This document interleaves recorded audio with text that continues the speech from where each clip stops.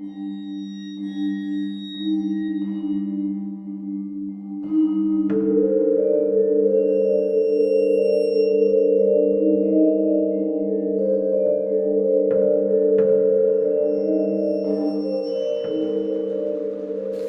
hello, and welcome to Al Dente Rigamortis. I'm Review Cultist. I'm Mikey. The E stands for evil. And I'm the gamer in yellow. And we're here to discuss those internet stories, most creepy and most pasta, and be critically silly doing it. Tonight we have It Breathes, It Bleeds, It Breeds. So, yeah, we're doing the It Breathes, It Bleeds, It Breeds. Really? Yeah, weird. It's by this creepypasta is done by EmpyrealInvective on Creepypasta.wikia. You can check it out. It was actually suggested to us on Twitter by EmpyrealInvective. Well, mainly because I did like a call out. It's like, hey, anybody know any creepypastas you'd like to discuss on the show, guys? And yeah. What are you, running out of content or something? No, I just thought I'd throw something out to see if anybody wants to hear us. Yeah. Anyways,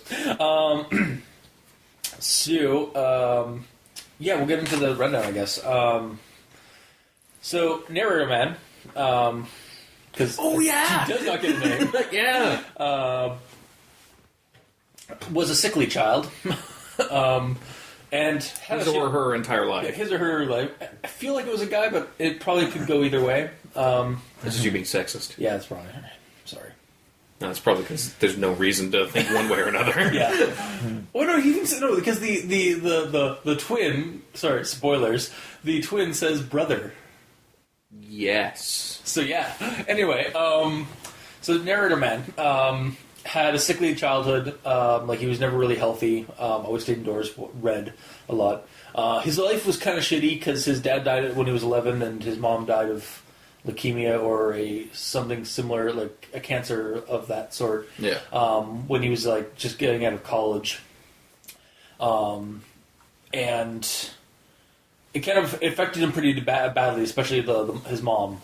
In fact, once the will and all that was done with, he sold the house and moved away from the town he lived in, and in fact out into like isolated like rural area. Yeah, because he had no friends or family. Yeah, so he had no attachment, so he just like left, and he realized in the note that was, or in the story, that was probably not the best idea for his mind, because basically all he had was his thoughts, and the closest person to talk to was like a mile or so away, like neighbor. For now, neighbor wise.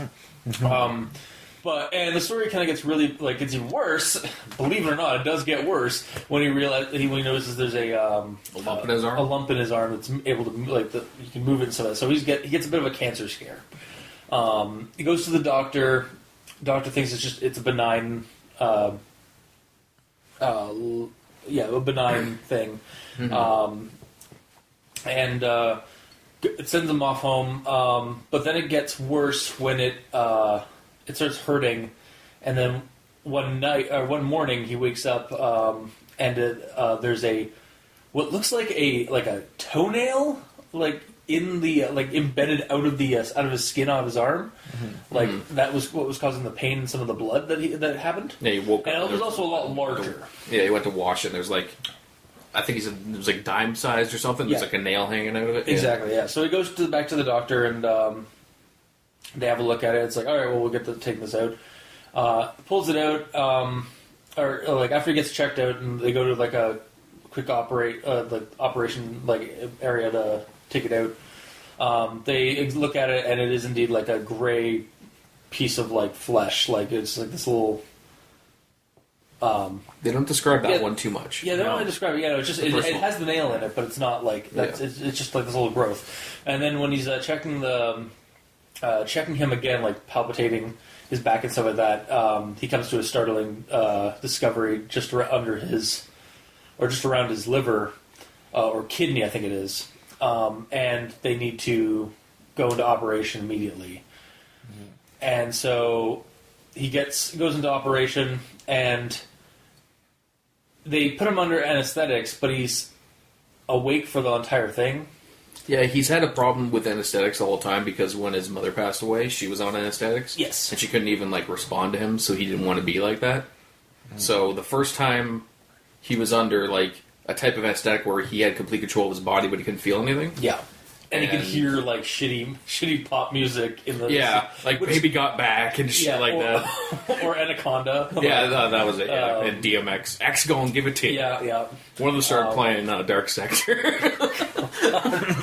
In joke, sorry. Yeah, that's a bit of a joke. But he wakes... After he gets out of that ordeal, the doctor takes him... while he's recovering, the doctor takes him up to the back room where they have what they pulled out of him in formaldehyde, and it's basically a small fetal human head the size of a baseball bat. Baseball bat? Oh no, sorry, a baseball. Sorry, a baseball the size of a baseball. They described it the size of a baseball. Probably. It had hair on it, it has teeth, had eyes. Pretty nasty shit, and it turned out that it was basically he had a parasitic twin. And that's probably what had been causing him to be sick all his life. Yes, was that he had absorbed it when they were in the womb, and that it had been kind of trying to retaliate. It's not consciously, at least that's what it's assumed. Just it's something that happens with parasitic twins. It's more along the lines of anything he eats to get energy. Yeah. It's taking some of that away, exactly. So he's not getting the normal amount of energy. Yeah. They were able to get most of it out, and that freaks him out, and they assure him, well, unfortunately, part of it has fused with your spinal cord, and is, in fact, your body has kind of shielded that thing off from, the rest of the body, so it's fine, and, I mean, we could try to take it out, but it would possibly leave you paralyzed from the waist down, so we're not going to try that. But don't worry, it's fine. Totally fine. So, a couple months go by of opiate recovery, basically, because he's on drugs and whatnot as he recovers. I cannot remember if he goes to the doctor. Or, he goes to the doctor. Also, what did you say? Something recovery? Opiates. Oxycontin. Yeah. Yeah. Oh, it's opiates is another term for it. Oh. Okay. And so Oxycontins and some of that. So he. But he had an increased appetite, and was there some kind of pain inside of there's some kind of stomach pains or stomach cramps or something that was that got really bad? The first thing that he noticed was he was eating too much, and then stomach pains. Yeah. Okay. Because he was on the Oxycontin for a long time, and then he goes back to the doctor, and the doctor's like, "You don't really need it anymore by now." Yeah, you're just you don't want to, and also we don't want you to get addicted or anything like that. Yeah. So it takes him off regardless of the pain. Yeah. And then one night though, the pain gets really bad, like a stab. He feels like he's been stabbed, so he runs to the bathroom and checks his back, and finds that it's not a stab wound, but it looks like a bite wound. Like there's a hole in his back, and so he's freaking out. Kind of goes into the fetal position. There, it's it's there. It's still there, something like that. And then he starts hearing a voice in his body. From what's left of the fetus, and it's basically assuring him that it's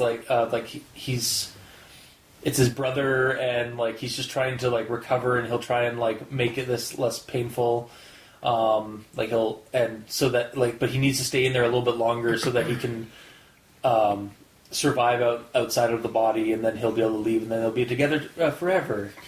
And it's and I guess at this point the guy kind of snapped because he accepts this and doesn't go to a doctor or anything like that.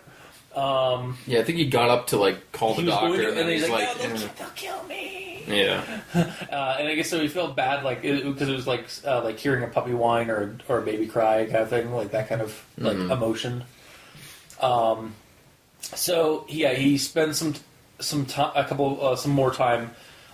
Living with this thing inside of him, his twin, and eventually they kind of start warming up to each other. He starts reading it to it and stuff, and as he has meals and stuff, starts talking to it. He actually has a friend now. And then one night he's awake, and he hears it talking to him, and he thinks that he's talking to him as he assumes that he's asleep too. And it's like, we'll be together once I get out of here. I want to be able to feel you. I want to be with you for always and stuff like that. It's like, aw, kind of creepy, but aw. Mm-hmm. And then I think it's like, it's one morning again. He goes to the bathroom to do his stuff, and then he decides to check out of morbid curiosity. He decides to check the hole. It's a little bit bigger, but it's big enough that he can see inside. And what is inside is not a fetal human in the slightest. It is some kind of horrible lamprey-esque insectoid thing with too many eyes and like a weird sucker mouth and I have the entire paragraph for later. The entire paragraph? Yes, because reasons. You know what? Fuck it. It's not my twin. It's not even human. It has multiple eyes on its face that look more like a fly than a human.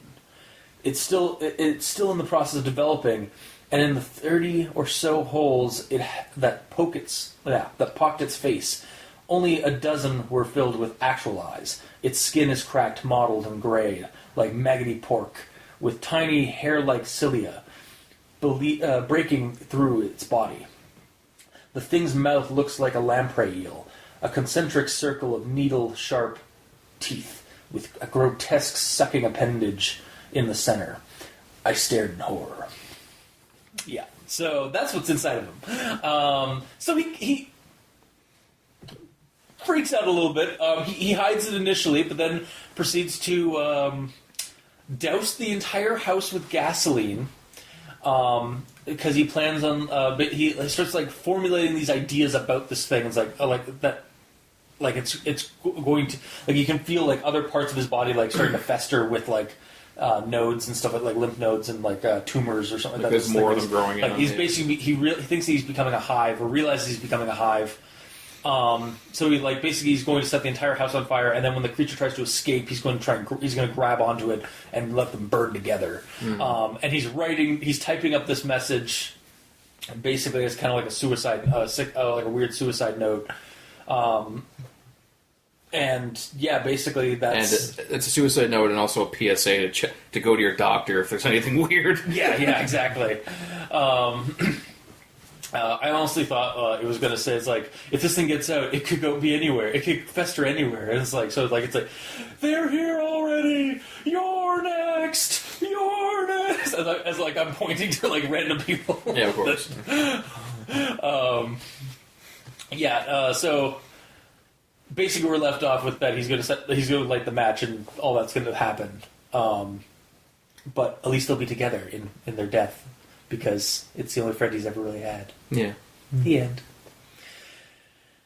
So that was It Breeds, It Bleeds, It Breeds. I guess we'll go into grammar Nazis, because I have a few of those. I lost my father at a very young age to a heart attack brought on by a lifetime of high cholesterol, and my mother passed away shortly after I graduated college from an extremely malignant form of pancreatic adenocarcinoma? Big word. Yeah. Pronounced big word. Adenocarcinoma. So, sorry for anybody who knows that word. Sorry. Anyway, a little run on. I feel like all it really needed was a comma at the very least in between the father's death and the mother's. Was that an entire? That was an entire lot. That was no one punctuation. Sentence, yeah, there's no punctuation whatsoever. Maybe even just have maybe make the father's death and the mother's death two separate sentences, or a comma just in between them, just to kind of break that up a little bit. Yeah, because they're both important things. You shouldn't really be jamming them down your reader's throat immediately. Right? Yeah. Mm-hmm. Yeah. Do you have anything to say about that, or no? Nope. Cool. Thank you for your contribution. You're the heart and soul of this foundation. Anyway, next one is he assumed that the mass had been he assumed that the mass had been reabsorbed by my body over the years, and there was likely nothing left except that small piece we had just removed. As he palpitated my back and his face turned cold, I knew that was not what had happened. So I don't know why, but this read weird to me.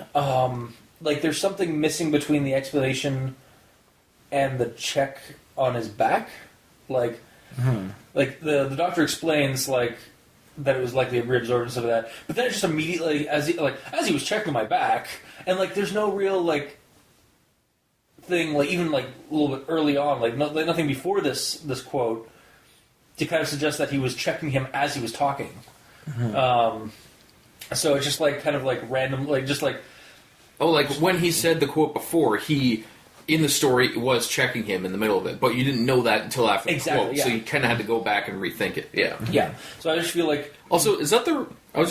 When I was listening to you there, you said he was palpitating his back? Yeah, that's actually how, like you check, like, you check the, for lumps and stuff. It's called palpitating? Yep. Oh. I thought, like, palpitating is, like, something to do with your heart, specifically. Which is, like, pushing and stuff. So I'm palpitating Mikey right now? Heart palpitations are your heart rate is erratic. Oh, okay. It could be... It's English. It could be another... Honestly, I probably should have checked that because I just sort of assumed that was what it was, or like what they said. Yeah, for me when I was reading through this, I'm like, okay, I should probably look up that word, and then eventually like, oh, there's another word, and another one, and another one I don't know. Okay, yeah. I gotta get through this. I can't just look all these up. I'm too stupid, I'm sorry. Yeah. I'm assuming that these are all right. Yeah. When I read it more as, like, they're... What's the word? I had the word. Damn it. Basically, that he was having back spasms type thing because the creature was moving. Oh, maybe that's what it was then. Okay. Well, because he talks about palpitating like his the lump on his arm. Like so. Oh, but maybe that's just because it's like it's moving, so it's like causing spasms or something. Yeah. I don't know. It's kind of a bit of an issue there too because it's not fully explained. No, it really is. The other issue I have with this is like also. How does the patient know that the doctor's face turned cold as he's checking his back? Reasons. There's a mirror. Okay, he does mention a mirror at one point. To be honest, okay, yes. I didn't notice. I didn't recall the mirror then. Okay. I don't think he did there, but in the main operation, I believe. No, in the first operation actually, he did mention a mirror. Okay. Because he was able to move. So he said, like, he purposely kept his face away so he wasn't looking, but midway through the operation he was really curious, so he looked over and saw a mirror and saw them working on him a little bit. Oh, okay. So, sure. Alright, fair enough. And then the last one I have for grammar Nazis. It felt like a ball of warmth at the center of my body that spread out throughout my body 30 minutes after I took a dose. So just remove that first out. Because really all you need is the ball of warmth at the center of my core that spread throughout my body. Was it out throughout? Yeah. Spread out throughout. It could work, but it's... Yeah, it could work, it's just kind of not needed. That one word is not needed for it. Yeah. It's tomato. Yeah. Or like just streamlining. So. Yeah. After that... and then I have an actual thought that's also a mix with a Nazi. So these phrases that are said here. So I already brought up the the description of the twin. Yeah. But this paragraph with that's the description of the twin is a mix of past and present tense, and later on we find out why, but. Do we? It comes out wonky. Well, because he's writing it in real time by the end of the story. So the creature is still alive as he is writing the story. So the creature it wouldn't use past tense for the creature's description because the creature is still existing. Yeah. But it does make this paragraph a little wonky as you're reading it because it's like going into like. It has, and then it had, it went into present tense for most of it, and then at the very end, I finished up my stuff in the bathroom and went about my day, like in past tense. So I can see it working, but I still didn't like it. initially. Yeah. Like I feel like it could have been like done like keep it past tense until the very end of the story, and then like have like don't have like a paragraph that has like present tense for like the first part of it, and then past tense, and then moving on with past tense, and then go into present tense. Yeah. Yeah, just so like we have the just until we get like the discovery that like of what happens with the like what he's planning and stuff like that in the present. And then actually like I'll get to my other note on my actual thought after we do our grammar analysis. That works. Yeah. Yeah. All right. So Mikey. So we already sort of touched on this. The use of sort of big words. Yeah. Yeah. That are not it commonly used. It does make sense though because it is like a symptom. Like it's not. Yeah, but the thing is, when you're using big words that are medical in origin, Yeah. it's best to have the doctor, because there's a doctor in the story. He can say, "Oh, you have da da da da da da da da da," caused by da da da, and then it's just a bunch of medical jargon all at once. Okay, Yeah, but this isn't told by a narrator. Yeah. This is told by Narrator Man. Yeah. And this is like, what his mother died of. It's essentially it is a suicide note. So he's not going to necessarily be going through everything in. Also, you kind of get this character like being like very well read, and very like very overanalyzing of like overthinking himself in the story. So to me, it kind of made sense that he was using like those words. But and also, hang on, sorry, and it makes sense like for that one that I couldn't pronounce because I'm a layman. Oh, big word. Yeah, big word. That's the cancer. The adenocarcinoma. Yeah.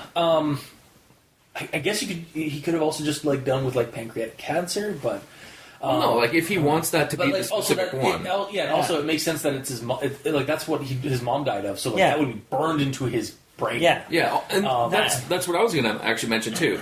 The fact that he knows all these words kind of makes sense because these all happened to him. Yeah. Like in my past, I had a pilonidal cyst on me, and I had to constantly have surgery to have it removed. Yeah. So I know that word, but most people don't. So it's the same kind of thing. He has these things, so he knows them. Yeah. So exactly. even, whether or not he's well read or not, because clearly I'm an idiot. Because most of these words I'm just calling big word because of either a time or also were there other big words? Yeah, it sounded so bad. What were the other words? Fistula, palliative Demerol, which is a drug. He even says like a palliative, and then in brackets a Demerol, which is like the drug. So he could have just used he was on Demerol. Yeah. Lipoma or xanthoma, betadine, Ativan, you have a list? Bovie, and anhedonia. Okay, with Bovie, he actually just he said, I looked that up later. Like, yeah. God damn it! Yeah, that's a lot of things to Google. I mean, like, I understand where you're coming from, but at the same time, it did not bug me at all. Like, absolutely not. Yeah, because like as much as it was hard to read, like pronounce that word, I kind of got the gist as I rolled over the gist of it. Yeah, exactly. Like when I'm talking about big word, it's because these are all words I do not know, and I would have to Google to know them. But me knowing them doesn't really influence the story. Yeah, so I can literally call them big word every time, and I still get the same story all the way down. And it also does, again, like I said earlier, I like the words are like in there and like kind of give some character to the, or give a trait to the character. And that he uses big words and because he's well read and like that's all he does. Like he doesn't really go outside or anything like that. He's engrossed in books and stuff. Yeah. So. So long story short, you're wrong. I'm sorry. Because I think we're talking about something he's not. Yeah, if you don't. Yeah. I'm joking. Counterpoint. Yes. Yes. It. Oh. Do you have one prepared? Yes. Yes. Oh my god. All right, dude. It's used way too much. I did come across a couple, and I was like, Oh, fuck. Wait, no. That line makes sense because he says, the person states the thing, and then he uses it at the end, at the beginning of a comma. Or at the after a comma. These are ones like they're actually innocent. And when all the sentences that begin with it. All right. And then I added a couple more to just had it in it. Of course. For good measure. You're poisoning your own method. Okay. No, it's not. And now, a dramatic reading of... Wait, what's this called? It breathes. It bleeds. It breathes. And now, Mikey will do a dramatic reading of It.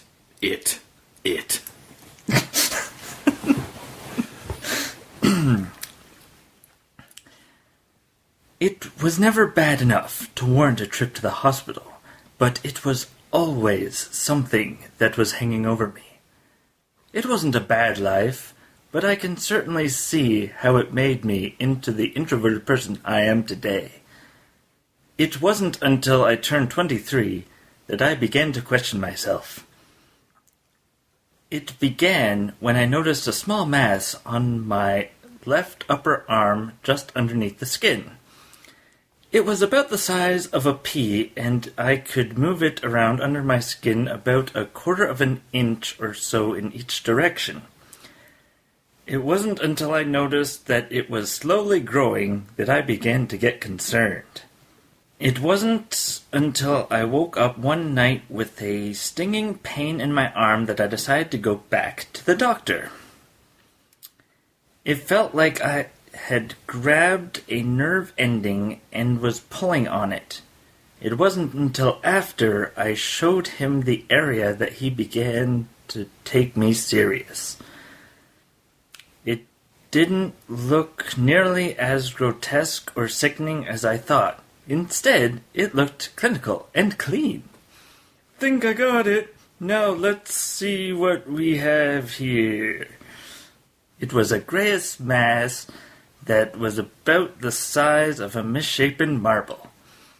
It wasn't until he asked me if I knew what the term fetus in fetu meant that I connected all the macabre pieces of the jigsaw. It had likely siphoned off nutrients, which explained my lethargic activity and smaller stature when I was younger. It was then that I was forced to accept my worst fear. It felt like I was on that table for an eternity, listening to music, puns, and the sound of my own operation. It was the size of a baseball and covered in hair, tiny teeth, and graying flesh. It looked like something pulled straight from John Carpenter's The Thing. To be honest, it was pleasant. It felt like a ball of warmth at the center of my core that spread out throughout my body 30 minutes after I took a dose. It was so pleasant that I even pestered the doctor for another regimen of Oxycontin under the pretense of pain. It was about 2 weeks after I finished the bottle that odd things started to happen. I didn't think anything of it. It was an amalgamation of hair, graying flesh, and teeth. It was too much. It's okay.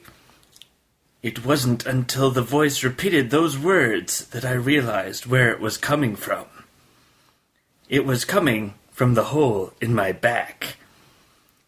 It spoke in a way that reminded me of dogs whimpering and babies crying.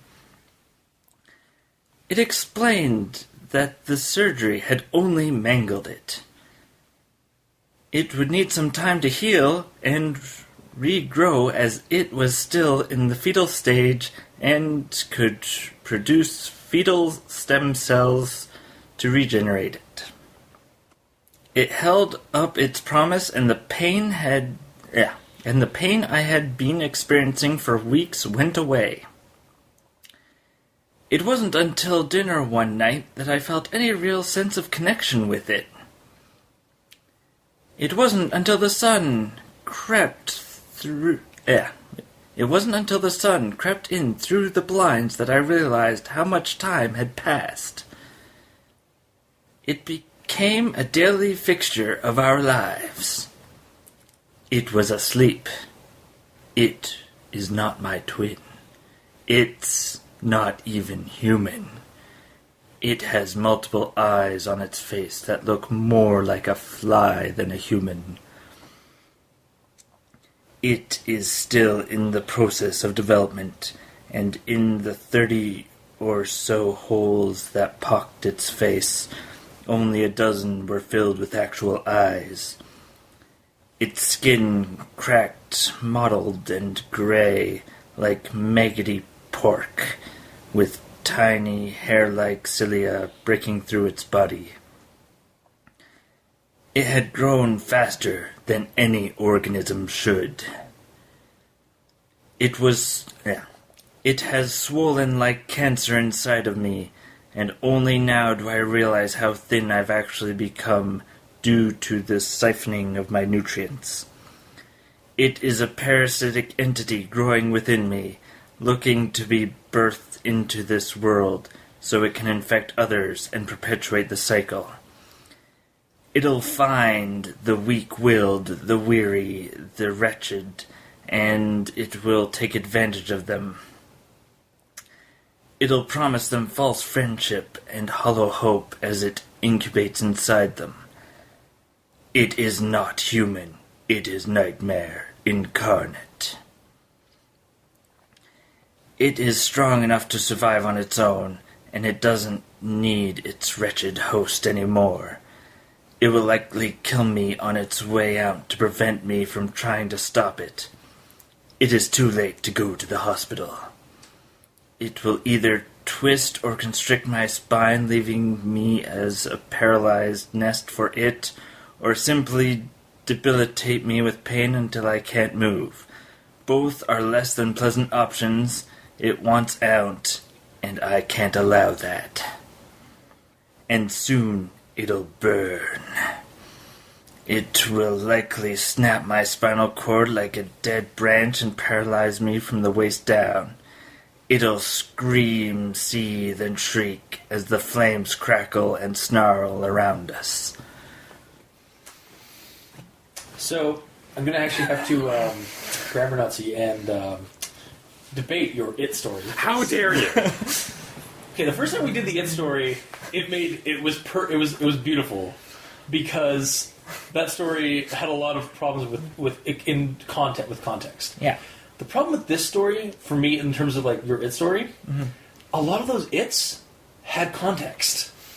Yeah, like that. 90% of that story, I felt like you read the entire creepypasta. But like I was thinking I think you're going to say the same thing. It's like when you kept saying a bunch of those It like in the sentences, the sentence that I read before it gave us the context to what is it. Like they were still like they weren't out of context It's. There was a couple of good ones. There were a couple, but it's just funny. Like, there's that many It's in that story. Like, how many did you add? Because you said you doctored. No. We didn't doctor them. He used ones that didn't start with it, but had it in the sentence. Oh, well, that's fine. Yeah, but I was like, okay, it wasn't as at the very least, it wasn't as funny as the first one. Here's why, though. Yeah. Because there's about 30,000 It's in here. Yeah. So you reading all the It's, you basically get the entire story. Yeah. You also you really do. Whereas with the other one, it's like that was basically a rundown. Yeah, the entire fucking story. Yeah. The other thing is it's not macabre; it's macabre. The R is silent. Macabre. Thank you. We'll just get our editor to edit that in. Yes. Me. Yes. Although there was one good moment in that where he's like, the thing gets taken out of him, and then it gets described to him, and then he hugs it. He's like, oh, hugging it. That was the funniest one, yeah. And then through the rest of that story, I imagined he had this little ball of flesh that he kept hugging like it's a plush toy. Now I know the title card. Yeah, there you go. But yeah, for the for at least 90% of your It story, I strongly disagree that those were just were just like out of place its. Like those its had to be there, or they were fine where they were. But because he's been living with this thing for so long, you would think he would give it a name to refer to it instead of just it. Or that he would have figured out the medical term for it, since he liked throwing medical terms at us. He doesn't need to figure it out. It was told. It was fetal feto or something like that, or fetus feto. Fetal big word. That's fetus feto. But he knew it wasn't that. Well, he finds out later, but again, still, like. Strongly disagree, but so like because he's talking to it, and it is like a brother to him, and he for most of it he's wanting it to be out so he can have a brother. You would think he would be like, "What's your name? What's a name? I don't know. What do you want to be called?" That might have been a good addition to the story. I'll concede that, but yeah, I'm not. I don't know. It was okay. I'll say this personally. It wasn't your best work. I'll say this though. It wasn't your best work. Wow. How dare you? Okay. I'll say this though. Because of how long-winded that was, does that not say that there's way too many its in the story? Well, no, because a lot of those its had context, and that was I thought was the point of the it story was that those its like some of them like some stories that you pulled them from have glaring no context to what the it is.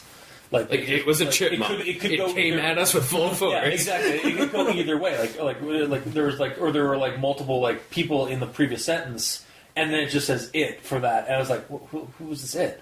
I can get that. I can get behind that. But this one, like as I was like listening to you, I was like rereading the story in my head, and I was like, well, no, because there was like he mentions in the sentence before this what it was that's in the next sentence. So you don't need to keep repeating the same fucking thing. So again, like there were some just like you don't need to repeat it. That's the same fucking thing. Okay. From the looks of this, he likes doing it stories for two things. One, when there's a lot that are out of context, and one, when it's just repeated so much that you could tell the entire story through an it story. Okay, I can see that. But, yeah, I don't know. It just... Maybe I just missed the good old days of the short it stories. Or that golden one that like is on the mantle. Yeah, that's what we're always trying to strive to get. Yeah. And I don't want to discourage you from you doing this in the future. It's just this wasn't your strongest one to me, personally. I'm sorry. Yeah, I can agree that it wasn't the strongest one, but then the material had too many its. Okay, fine. Cool. That's basically what I was trying to get across. And if you're using fancy words, you should know how to replace it with something that isn't it. Alright, well that's an opinion. You have to agree to disagree on this. Yeah, I really do. Alright. So is that... I don't know why you're looking at your notes. It's his notes. I know. Is that the end of the grammar Nazis, or is there more? To the instant? Yeah, that's the end of my grammar Nazis. Cool. Well, thankfully my grammar Nazis are very long-winded as well. Sweet. So we'll have a lot to talk about here. And I'm done. So, actual thoughts on you. Yes, actual thoughts. So going back to the description of the creature inside his body. I'm not going to read through this sentence because not only have I done it, but you've done most of it too with the story. So a couple of things came, like as I was reading this description of the creature, a few things hit me, like just in concession, like in my thoughts. Oh God, it's a Shoggoth / Tomi creature. Tomi? Tomi is the Junji Ito's Japanese horror thing of like a girl who is immortal, she just does not die, like supernaturally and biologically, and like even if you cut her into like little bits, all those little bits grow into other Tomis. Oh, great! And there's actually one of the stories where like Tomi is like an organ of the body of Tomi is like used in a transplant, and the thing slowly turns the girl, the person who had the transplant into Tomi.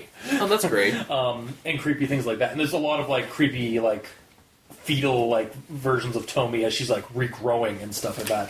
Also Shogothian thing with like the multiple eyes and teeth and stuff like that kind of came to mind. But then I got hit with this. It's like, oh God, it's a literal mutated maggot gestating inside of him. Like I literally just pictured a giant maggot creature just like inside the wound there, inside that little hole. While we're here, actually, what does everyone think about the description of the creature in that scene? So Actually, it kind of breaks into the next thing. Okay.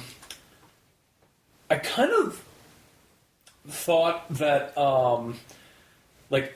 initially, aside from like my Shoggoth creature, life form and the fly life form, another one hit me. It's like, what if you're just seeing like it's still trying to regenerate the chunk that the baseball sized chunk that was pulled out of it. So of course it's going to look horrible as it's trying to regrow itself. But yeah, I feel like. Are you saying that if you have a hole taken out of you, it's going to look like a fly creature? No, but its head was ripped off. Its head was pulled out, when the doctors pulled it out.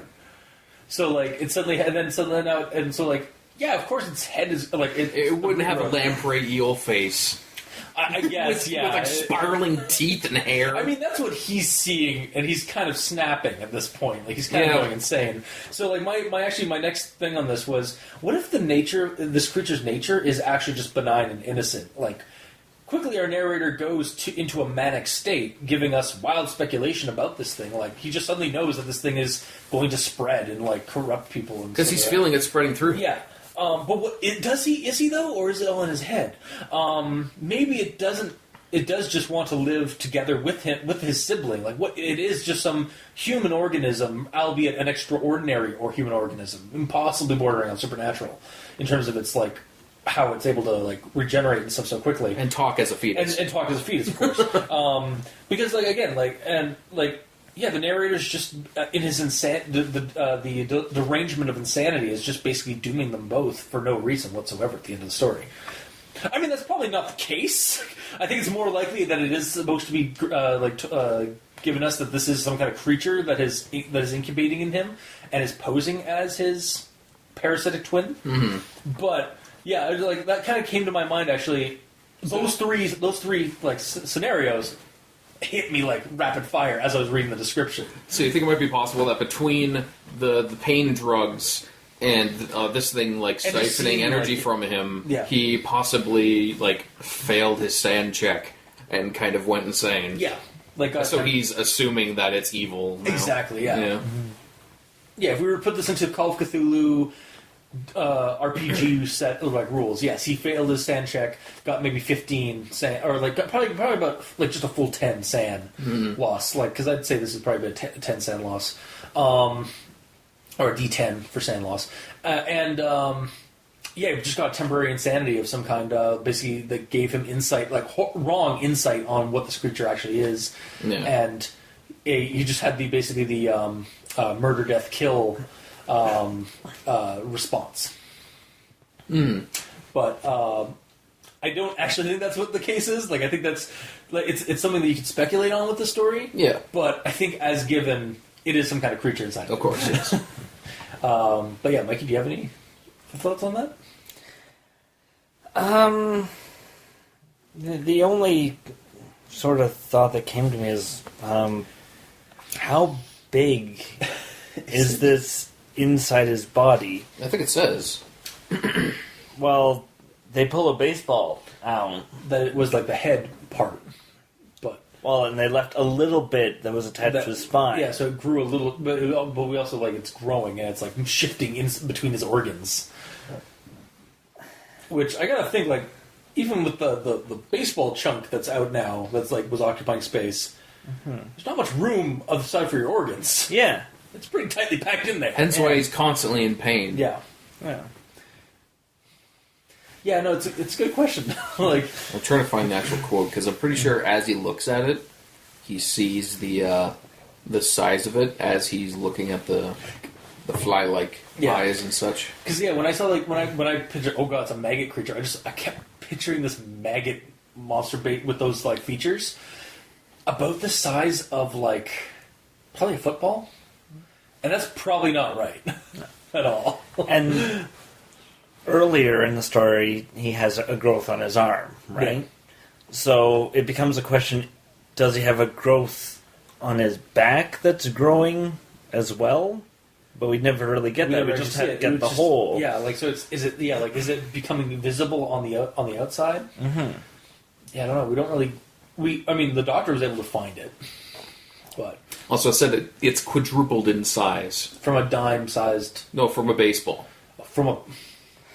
from when it was first So it's a removed. European football, not an American football, which I realized after I said that, like, we probably should state, I meant, like, American football initially, but yeah, no. So, yeah, we're talking about soccer ball at this point. Pretty much. So, like, and because he's so thin from this thing siphoning out, he has a huge, like, ball that's sticking out of him. Yeah, it's kind of gross. God damn. He did kind of attribute it almost like to being like a mother with like the baby in the womb kind of thing. So I was like, oh god, it's horrifying. Yeah, but it's never a stomach at the front. He's got a stomach at the back. Also, yeah, but how is he able to see it? Like, he checks in the mirror, I think. No, but like, is it under his skin, or is it like? Yeah. I don't. Yeah, I don't really like. It's gotta be like it's underneath his skin or something. Like, how can he see what it looks like? Well, because the hole is taken out of him, sorry. Go ahead. Well, no, when he goes into the bathroom, he goes to check out of morbid curiosity. So I pictured, anyways, like, I'm not sure if it actually mentions, but like he checked in the mirror, like looked through the mirror and like got a view of the hole and then right through into the hole. I'm not. Oh, okay. I'm not asking how he looked at it. Yeah. I'm asking what it looked like, because if it's healed over, then it's just a ball that you can't see. Yeah. Yeah. But if the wound is still open, and he sees it in there open... Yeah, like, isn't it bleeding? Yeah. Like, isn't that hole bleeding? Yeah. Or something? Yeah. Is it cauterized somehow? Or is Cauterized. It like, cauterized, sorry. Is it cauterized? Somehow? Because, like, the doctor took it out of him. Yeah. And then sutured him up and all that. So that's closed. That was the initial, that was the wound on his... Because it wasn't the one. Because there's a separate hole. Like there's a hole where it bit open, like because it was trying to get free. Initially, I think it originally like came out his side or something. Yeah. But regardless, I think that's where the main hole is. But through its growing, did it like break the stitches so that's wide open, but it's not bleeding? Because he's like taking the blood or something. I didn't even think it was. I didn't even think it was the sutured hole. I thought he just has a new hole now. Yeah, but that's not even said. Yeah, it really isn't. Like so, like he feels he got stabbed, and when he checks, it's not a stab wound, it's a bite. Yeah, it's a bite hole. Yeah. But it's not like there's an entire hole taken out. Well, that's what I thought. Like honestly, that's what I visualized. But like, oh really? Yeah, like I visualized this bite, like this bite gouge. Honestly, when I first heard it was a bite, I actually thought it was the original. It was the head from the hospital that somehow made it back. I was trying to get back in. I literally thought we were going for like that kind of angle. It was like, oh man, it's like it's come back. It wants back inside. That would be more Tommy-esque, but there was a quarter-sized chunk of skin missing from my back. I had been bitten. Yeah, so it was a chunk. Yeah. So, from there, I'm assuming that's been growing and growing. Yeah, it's been... Oh yeah, he said 4 times the size since when it started talking to him, and that's when it started talking to him. Okay, yeah. So 4 times the size of a quarter. So been to... Fist size, like, basically. Fist size. Yeah. That's about how big the actual embryo fetus thing is. Yeah. Still pretty... That's at the size of the hole. That's the size... Probably. Because he sees it. He sees a fair amount of it too. Yeah, he did. Well, yeah. Because when he looked at the last time before he went to burn himself, he said it's quadrupled in size. Oh, the hole has quadrupled in size. Yeah. So I'm assuming he just has this wound open all the time, and it's just been growing. And it's apparently maybe the twin is keeping it from bleeding. Yeah. Because otherwise, it's just. Well, he has a sucker face, so anytime it's bleeding, exactly. It's like a constant vacuum going on. Yeah, or maybe it has some kind of like again, since it's some kind of creature, maybe it has some kind of saliva that suitors or like cauterizes or heals like wounds quickly like that, like just the edges and stuff. It's creepy, is what. Yeah, it is. It's stuff we can't explain. Yeah, but either way, originally what we got here, we were talking about the look of it, and. Yes. I do like the description of it. It came across very well. I got a really good visualization of it. Yeah, and I actually did appreciate... I do mention later in my story, my notes, but like I do appreciate it not just being a twin, like not being some horrible like mutation of or like mutated twin. Yeah.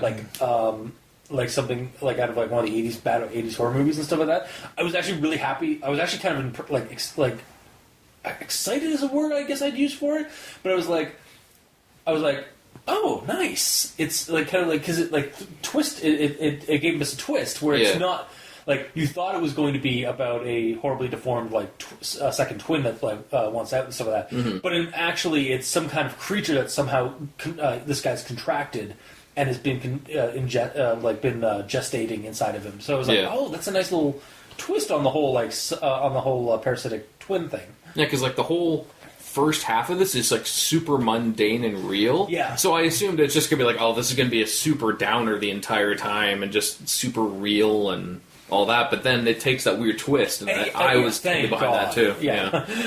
But yeah, I really did appreciate that.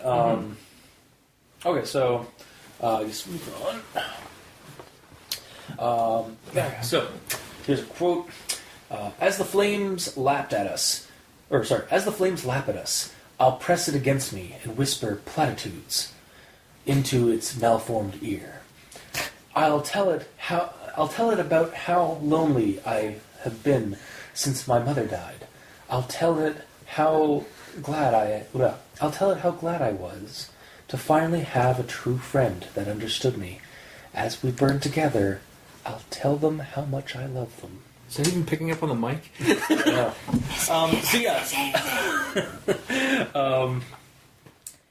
So that kind of escalated really quickly at the end, eh?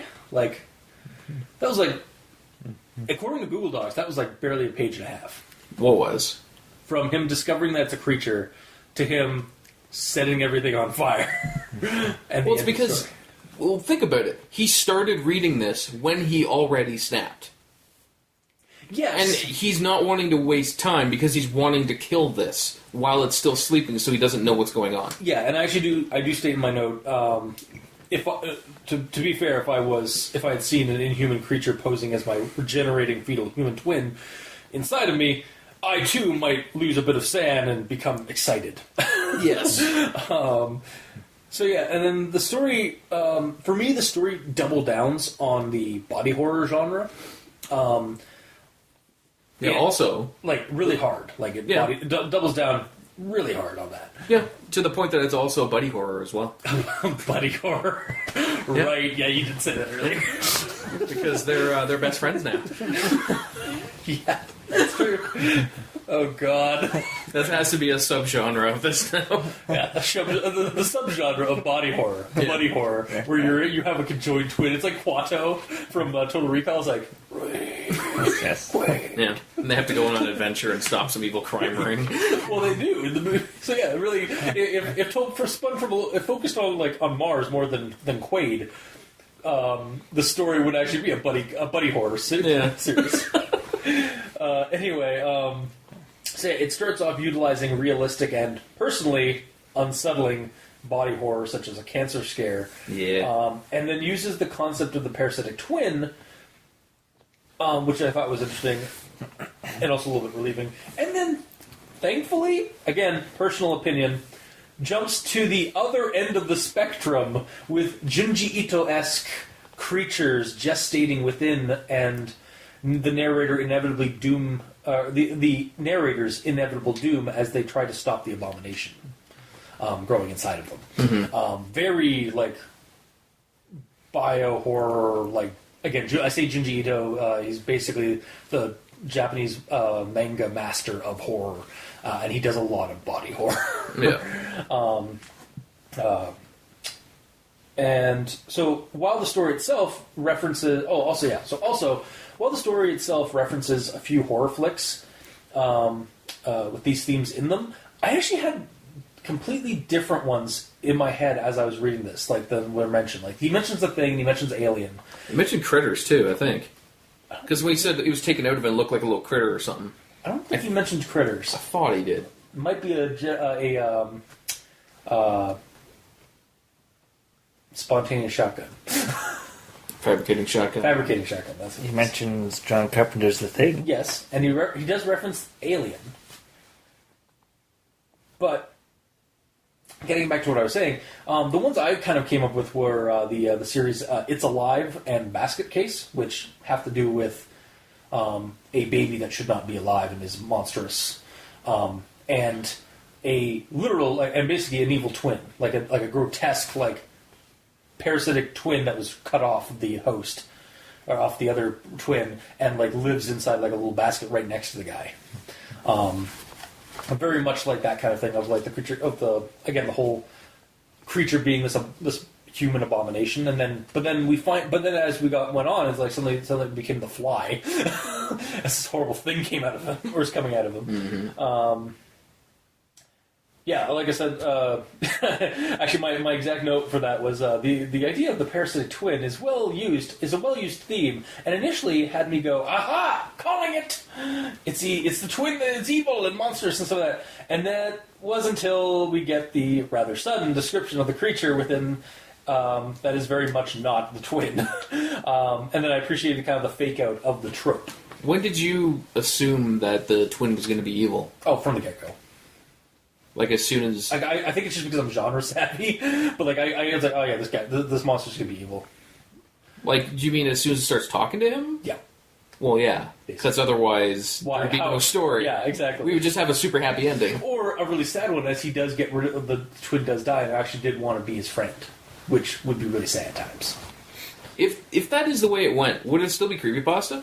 Yeah, I think so, because it's still like a lot of fucked up shit happening. Yeah, a lot of unsettling. Like it's still unsettling as a story. Yeah. It wouldn't be as creepy. It wouldn't be as fun creepy as I like it. It'd be like super real, depressing creepy. Yeah. Like the entire thing is a downer. Although I'm still wondering how the fuck this thing is talking to him. It's not human. Well, I mean, like if that was still the case, like if it had been talking to him and it was actually a human like twin. Mm-hmm. But well, that's another thing. When it says that it talks to him, like you earlier said, it seemed like it was through his mind. I would like, is it through his mind, or is he actually like? There's words coming out of his side. He was hearing whispers from his from stomach. Yeah, from that general area, because it had to repeat itself the first time. That said, if you were to take it into a more grounded route, I could see it just all being in his head, like himself telling himself not to go to the doctor, it's like him snapping basically. And it could be, for all we know, because like you said, this could be an actual normal looking twin that's trying to grow and not talking to him, but he's just gone insane. Yeah. And there's no one there to confirm or deny what's so he's going basically on. just spiraling into madness, or like just basically recursive loop. Yeah. Just getting worse and worse because of the isolation. And yeah, that's basically my notes. I appreciated the sudden switcheroo from it being a human like parasitic twin and so that to actually being a creature, and again the very kind of I say Lovecraftian, but it's really just a horror trope of like the doomed narrator when they're contaminated and they have to end themselves. Mm-hmm. So yeah, no, I appreciated that kind of fake out of like the trope of like, oh, it's like this grotesque human parasite thing, and then it actually is a parasite but not human. Yeah, I liked that. So I have another note with for the final stuff, but I'll save that till we get to the end. Alrighty then.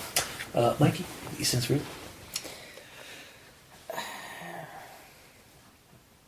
I feel like more could have been done medically to prevent this from happening. I mean, because he hasn't been going to the doctors all of his life. I'm saying, like, he went to the doctor. They did surgery on him, which means that he's also has antibiotic in him to take care of any infections and parasites and whatnot. So that should theoretically have cleaned the system. We're talking about an alien creature. Well, I mean, we're not sure if it's an alien creature, but it's some kind of... It's a horrifying bug monster. Yes, it's an alien. It could be a cryptid. It could be some life form on Earth.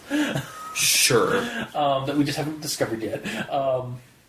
Yeah. Are you saying was that like? Or you think that's the vector from when how he got the creature in the first place? Was while he was in the hospital? No. Okay, cool. Because I was going to say I was going to rebuke that because he does say. I'm just saying that you're rebooting yourself at this point. The doctors could have killed it, but they didn't apparently. Well, they couldn't remove more because it was fused to his spine. Yeah, but you're gonna get some form of medicated treatment to make sure that it stays small. Yeah. Well, they had checked, and it had basically sealed itself. Like, it had, as far as they knew at that point, it was fine. It almost seemed like the heart of it was fused to his spine, but like the cartilage of his spine or something has gone around it and sealed it off, so they're like, okay, well, I guess it's in there. It can't spread anymore. Yeah. That being said, the doctors do seem kind of derpy. I do feel, I will agree that I feel like some extra checkups, maybe a few weeks after the operation, would be in order, and if he wasn't like going back, well, the doctor would be insisting or going to see him. Yes. Well, and he would have had another checkup after he got tried to get a second prescription for OxyContin. Well, that was right. Yeah, that happened after the thing was taken out of him. Right. Mm-hmm. But before he was talking to him. Yeah. But still, yeah. With something fucked up like that, he would be in the hospital quite a bit. Yeah. I would think. Yeah, and after surgery, he'd probably be in the hospital for at least a week or more. Well, he was. Yeah. He didn't immediately go home. Yeah. It only started like growing a lot and talking to him when he was home. Yeah. Possibly because it knew that it was not in the hospital anymore. Mm-hmm. So then it could keep going. Yeah. Yeah. Yeah. Yeah, I'm in agreement. Yeah. Yeah, okay. So, doctors failed him. Yep. Or he failed to... So, cautionary tale, go check with the doctors. Yeah. That's the other thing. Don't be scared of your doctors. Be scared of things inside your body. That's the real horror. Mm-hmm. Yes. So do you have anything? I didn't realize that was your... oh, that's why you're staring at me going, yeah. Yep, so, yeah. Anyway, not too much. Like, the first thing that really stood out to me is when this thing keeps growing and he's just not going back to the doctors. He does say that I don't want to go back there because my experiences at the hospital are horrible, but... I understand. He does present a... Well... rational, irrational reason why he's not going to the doctors, because he's had that trauma from when his mother died. So, yeah, like I actually was able to completely buy that. Yeah, but he's gotten over that because he's had surgery. No, he said it's even worse. Like he never doesn't want to experience that ever again. That the experience of dealing with anaconda constantly, or like and that specifically give it to you as he for 5 hours while he's under, he can't move and paralyzed basically. Yeah, I too would be a little unnerved. But it's just kind of unfortunate because I was thinking about when the thing's talking to him and he's saying I can't go to the hospital because as soon as I start doing that he'll just fuck up my legs and I'll be paralyzed. Yeah. But, because he has no friends or family, he can't, text them and say, I need to go to the hospital, come get me. Yeah, no, or something like that. He's kind of fucked. He was kind of screwed from the get-go because he isolated himself. Even if he called the ambulance, and they took him, and he started walking away, and then all of a sudden, bam, he's paralyzed. Yeah. So... Also, how does the thing know that he's going to the doctors? He could just be going to town. He could... It's an animal... and animals know. You've taken your dog to the vet, haven't you?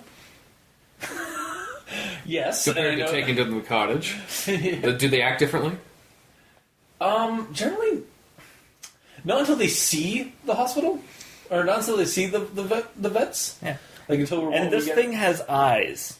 But this guy wears a shirt. Yeah, he's not right? He's not shirtless the entire time. Maybe he is. Maybe he can't get a shirt over the horrid growth on his back. That's true. Yeah, that's true. But regardless, it would be seeing behind him all the time. So as long as he's just kind of walking with it behind him. Yeah. Also, if he got to it's it's cold out. I have to wear my coat. At the very least, if he got to the hospital as he's walking, walking to the hospital, it's at that point, it's okay, we're going to the hospital, and then it falls to the ground, and it's oh no, somebody's injured in the parking lot. Let's get him inside. And then it's Drat's foiled again. Well, regardless, yes, he's lost his limbs, he's lost his legs, but at least he didn't lose his life. Yeah, but his problem was if he goes to the hospital, it could potentially infect other people. That is because he doesn't understand it. Yeah, that's the thing. This character is very well portrayed in being a very kind of manic, very like paranoid of like hospitals and medical things and stuff because of his history with it. Yeah. So yeah, he's dooming himself because of his fears of like getting help. It's for the greater good. Yeah. Because if he potentially goes out, he will infect other people, and then it'll spread. Yeah. He does not want to become a living hive. Well, he is. He doesn't want to continue being a living hive. And he doesn't... It's mainly just he doesn't want it to spread to other people. Yeah. And that's another thing. Would you have liked to learn about how this happened in the first place? I mean, there's almost no way he would find out unless he asked it. Yeah. But then if he asked it, it's going to pretend that it's always been there. I honestly think it doesn't matter in the story. I think the story's really... Its main focus is to the horror of having something inside of you. Like, it's... I'm not too concerned with like where it came from. So if I'm already dead, I might as well just like it doesn't matter. Yeah. Well, also think about it. He's been like super low energy his entire life. So it's been there the whole time. Yeah. And it's just been slowly. It's been taking its time throughout his life, and then once it got like it got a chunk pulled out of it, it's like, all right, I need to kick into high gear. Yeah, totally. It kind of made me think like, how did this even happen? Like, I agree with you. I don't need to know. Yeah. But it made me think. Oh, no, yeah, for sure. wonder. Yeah, I get that same thing. Like, I was like, yeah, I mean, I'd like to know, but, like, from a meta point of view. But, like, for the story itself, I don't need to know that, like, for the story. No, totally not. Yeah. Yeah. Like, It's just I have a feeling it probably had, like... It's like just a bookworm. A literal bookworm. It came out of a book. Yeah, totally. Yeah. Or maybe some ancient tome that he got from the library. It's like no one's taken this out. I don't know why. Or maybe he read the Necronomicon and his parasitic twin was mutated into this thing because of an incantation he read in the Necronomicon. Ah, yeah. And it's just it's like Trat foiled again. It's like curse your unforeseen but inevitable demise or betrayal. Sorry, but yeah. A2 narrator man. Yeah. That's what it says at the time. But yeah, that's about it. Okay. Alright, so final thoughts. The last bit of the story, like I liked the him dooming himself and stuff like that. I thought it was a little too quick. Like it was again like a little too short. It was running. Like a lot of stories that we do on the show, it kind of rushed at the end to like get to the end. Mm-hmm. That said, it wasn't too bad. It could be improved. I would like to be improved. But ultimately, I would still recommend this story if you're into body horror. Or buddy horror. I honestly, the first 2 pages of the story really did unsettle me because of how realistic and how kind of like unsettling cancer scare stuff is.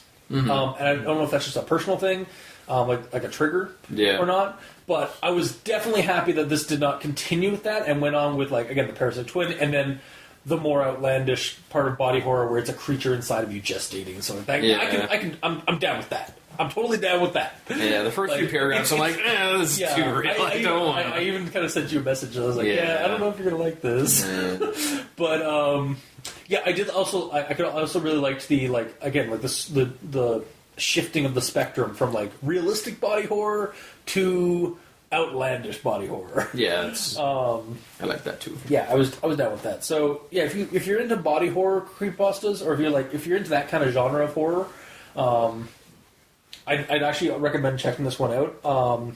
It's a little quick at the end, but it wasn't that bad. Certainly not as like it's kind of explained in the story why he's so manic at the end. Like so quick to do it because he's like typing this all up and like about to light the match that will set the entire house on fire. So he was a little excited to get this over with. But yeah, it definitely could be worked on a little bit more. Could have made a little bit more elaboration on the end and stuff. But otherwise, ultimately, I'd recommend it. So, Mikey. Well, it's the first Creepypasta we've had in a while. It is. it actually kind of is. In terms of, like, one that legitimately creeped me out. Yeah. and that's what I'm saying. Like, I've enjoyed a lot. Like, I've enjoyed a handful, like a number of the ones that we've done in the past. Like, I like you changed from a lot to a handful to a number. That number might be one, but in all seriousness, like I've enjoyed the reads and some of that for the most part. There's a couple that like were just not done well, but like, yeah, in terms of like scares or being actually creeped out, like it's lingered more on like, I know this is creepy, but I don't find this creepy. Like I know because you're desensitized. Yeah, like I've been desensitized from a lot of those, like a lot of these kind of like the fears that they're trying to do, or they just weren't. They just didn't pull off the fear enough. Yeah, this one does that. Mm-hmm. And so, did that do that to all of us then? Like it creeped us all out. Yeah. Mm-hmm. Also, it's funny that we're coming off of an action pasta and then went right into a creepypasta. Yeah, that also might be why too, because yeah, it's like thing, like there was no horror in that comparatively. Yeah, compared to this one, yeah, no. Yeah. This was a good old tried, tested, and true, gonna make you itch underneath your skin kind of creepiness. Mm-hmm. So, sorry, yes. Now, I do feel that it needs some editing, but other than that. It needs a name, so it doesn't have to be there. Possibly. God, you would hate that It's Alive, the horror franchise. Quite possibly. Yeah. Or you would love it's literally about a creepy fetus baby that eats people, or that drains people of blood. Called It? Well, it's called It's Alive. I see. Yeah. Anyway, so you would recommend this one? Yes. Yes, I would. I mean, wow. Is he like the asshole of the group or something? I mean, he's the one that's a lot harder on stuff. But he's the Simon Pegg now. Oh, great. Yeah, alright. Alright, so get a nail? Again, I'm kind of agreeing with both of you because I was uncomfortable enough in the first few paragraphs I didn't even want to continue. Yeah. And I wasn't sure if that was a good or bad thing because, well, that just kind of triggered me a little bit. But yeah, because it did that, it is actually creepy and is actually enjoyable to go through. And I liked it. I didn't have the same problem you did, Cultist, where at the end it felt rushed because the way I envisioned it is like, if you're watching a movie and things are happening, and then this is all the things that happened, and then it zooms out to like a piece of paper, and the guy's sitting there at an old desk writing with a quill, with like a gas can beside him, and now we get to the part that we are at now. I'm going to end my life. And I'm going to take it with me. Yeah. And I mean, like, there are some parts, like that end paragraph I did earlier, like, where it's like, I'm going to tell, like, and then I'm going to tell her how much I love him, and stuff like that. That's, like, really well, like, I liked, like, that writing. Like, it was, like, it's almost a sad horror. Like, because like he's dooming himself, he's dooming this creature. He hates this creature, but he's still it's the only friend he's ever had.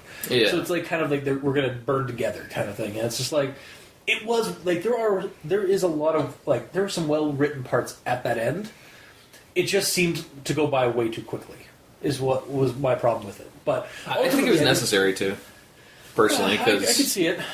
It shows that like because if he waited too much longer, like I said earlier, it might potentially wake up. And be like, what's that smell? Because it potentially has a nose. Smell the fumes and stuff. Yeah. Mm-hmm. And he even addresses that in it. Yeah. Again, it's just like it triggered my like what we have sometimes a lot in creepypastas where like the person writes all this stuff and then just rushes to get to the end, but like near the end. I agree. Most of them do, but this one has a reason to do it, and I'm down with that. Yeah. Okay. Cool. Yeah. Round table recommendation. Yeah. Mm-hmm. So, you're into body horror or buddy horror? Totally. Buddy I want to find more buddy horrors, honestly. Oh, God. So we're going to have to find a lot more, like, parasitic creature like friendships. Friendships, yeah. Yeah. I'm sure Creepypasta.wikia or, like, .com or, like, Reddit No Sleep has some of those. I would hope so. Mm-hmm. All right. Well, if there isn't anything else, that has been this week's episode. So if you like what you heard, or if you didn't, leave us a comment in the comment section below where this gets posted, whether it be on Kiwi6, Facebook, YouTube, Tumblr. We're both on, or we're two of us are on Twitter. Mikey is at the E Stands for Evil, and I'm at Review Cultist. The Gamer in Yellow is on Xbox Live at The Gamer in Yellow, but without the W because Xbox hates him. Yeah. I think that's like a slogan for that. It's like, well, it's true. Why can't I have one extra letter for my stupidly long name? Yeah. Oh well. I mean, I could just use Twitter, but That takes away time from Warframe because I have to watch Twitter and stuff. Yeah, that's true. I have things to do. You can also leave us emails at aldenterigamortis@gmail.com. That's aldenterigamortis@gmail.com. Where you can also leave us suggestions for other creepypastas you'd like us to discuss on the show. You can also send us a rating and review on iTunes. Let us know how we're doing there on the streaming sites, helping us grow. And you can also check out the title cards for each episode at Aldente Rigamortis on YouTube or on crazonstudios.tumblr.com. The YouTube channel has all the video versions of each episode, basically the title card mixed with the audio. And if you'd like to help support the show, you can go to Patreon, look up Aldente Rigamortis, and select the backer tier you'd like to support us at. We have $2 tier and $5 tier right now. $2 tier will get you special episodes, behind-the-scenes content, special... Patreon-specific episodes, such as... Al Dente Revelations, where we go back and listen... Well, me and Mikey go back and listen to the old episodes that you and the Cultist and the Doctor did back in the day, and essentially riff on it, and generally destroy the artwork. Yeah. That poor artist. I know, well... It's fine, he's gone now. You have a better one now that draws exactly the same. Aw, thanks. You're welcome. And at the $5 tier, we have early access as well as... Oh, Al Dente Reloaded, where we... we're Mikey and the Easons for Evil and Gamer in Yellow. Yes, where we ourselves read the creepypasta that you guys previously did on the show, and... have our thoughts on it prior to us listening to what you actually said. Yeah. Mm-hmm. Yeah. You can help support the show with that. And for those of you that are already helping support the show, thank you immensely. You are keeping the hosting bills at bay, and we very much appreciate that. So, until next time, I have been your host, Review Cultist. I'm Mikey. The E stands for evil. And I'm the Gamer in Yellow. And this has been Al Dente Rigamortis. Sleep well.